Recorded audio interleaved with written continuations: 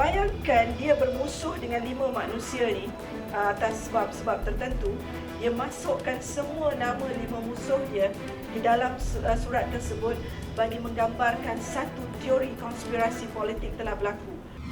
Apa yang anda bakal saksikan adalah pembongkaran salah laku moral Anwar Ibrahim dan penganiayaan ke atas Umi Hafilda. Jadi saya terus dibawa ke Bukit Aman.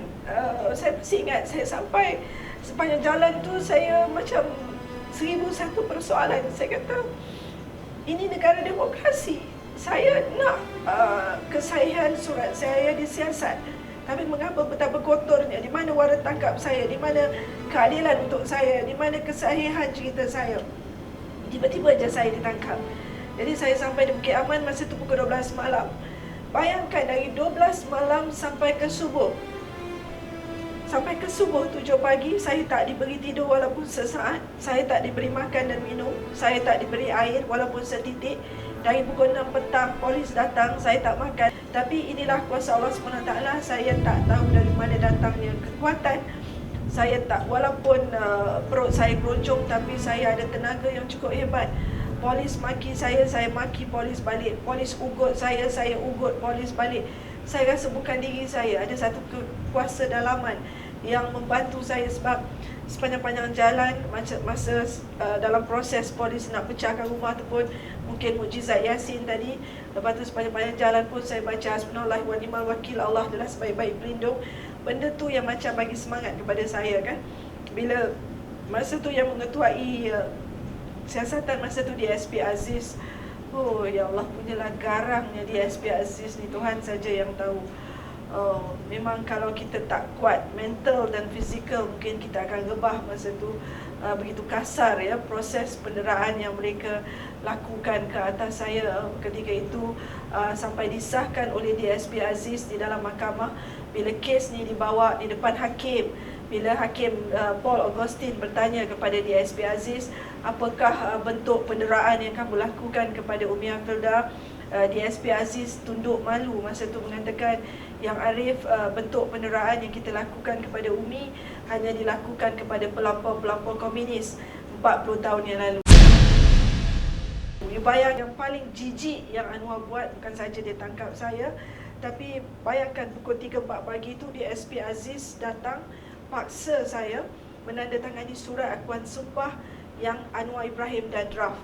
Dia suruh saya tulis dengan tulisan tangan saya bagi menggambarkan ianya datang dari hati saya. Sebab tu saya kata Anwar Ibrahim ni satu manusia paling dajjal, paling syaitan dalam atas muka bumi ni. Sebab dia boleh buat suatu kejahatan yang kita tak boleh berfikir dengan otak. Kita tak jangka perkara itu boleh berlaku. Bayangkan dia draft satu surat, bunyinya lebih kurang begini. Saya Umi Hafilda Ali, alamat, IC number, mengaku telah memfitnah Timbalan Perdana Menteri. Saya menyesal, saya ingin tarik balik, saya memohon ampun dan maaf. Sesungguhnya saya telah diupah. Dia masukkan 5 nama tau, oleh Tun Daim Zainuddin, oleh Tengku Adenan, oleh Datuk Aziz Samsudin, oleh Rahim Tabici dan oleh Megat Jonit, arwah Megat. Bayangkan dia bermusuh dengan 5 manusia ni atas sebab-sebab tertentu. Dia masukkan semua nama 5 musuh dia di dalam surat tersebut bagi menggambarkan satu teori konspirasi politik telah berlaku. Tapi dia boleh tulis kat situ, sesungguhnya saya telah diupah bla bla bla. Dan dia suruh saya tulis dengan tangan saya. Betapa dajjalnya manusia bernama Anwar Ibrahim. Bila saya tak nak, kerusi ambil hentak atas meja, tersentak saya. Tapi Tuhan Allah tu bagi saya bersikap degil. Saya kata no way, I'm not going to retract back. This is not the way. I said haram for me to. Saya melawan. Polis ugut saya masa tu. Saya ugut, saya tak tahu dari mana datang kekuatan saya. Saya kata korang boleh buat aku macam ni, tapi korang ingat Allah ada. Dan sampai subuh, sampai polis pun naik give up. Dia ugut lagi, saya lawan lagi. Dia torture saya lagi, saya lawan.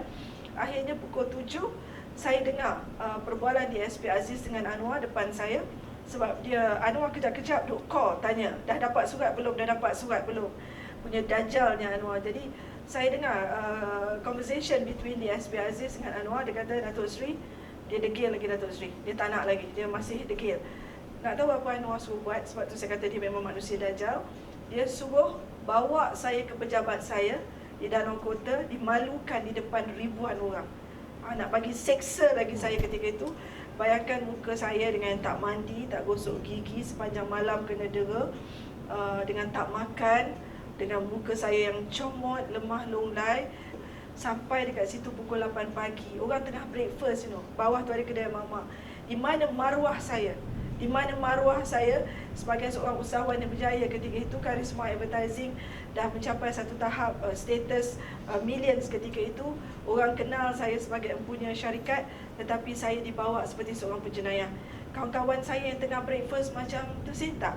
Mungkin dalam minda diorang saya dah buat jenayah sebab diorang tak tahu. Saya sampai tunduk, saya tak boleh nak pandang, dan sampai tak ada maruah saya dibuatnya dengan muka saya yang comot. Dibawa ke pejabat saya tingkat 1, restoran tu di tingkat bawah. Semua orang bangun, berdiri, sebab berpuluh polis angkut saya. Seluruh pejabat saya digeladah masa tu, Karisma Advertising, segala file, segala komputer semua dirampas. Kaki tangan saya masa tu ada yang menangis ketakutan kan, sebab dia orang pelik kenapa polis begitu ramai datang cekup saya, rampas semua. Dekat 1 jam dia orang habiskan masa nak mencari bukti-bukti. Tak tahulah bukti apa yang dia orang nak cari, tapi semua masa tu dia orang rampas komputer dan fail mereka rampas, dan saya dibawa balik semula ke Bukit Aman. Ikuti pembongkaran seterusnya.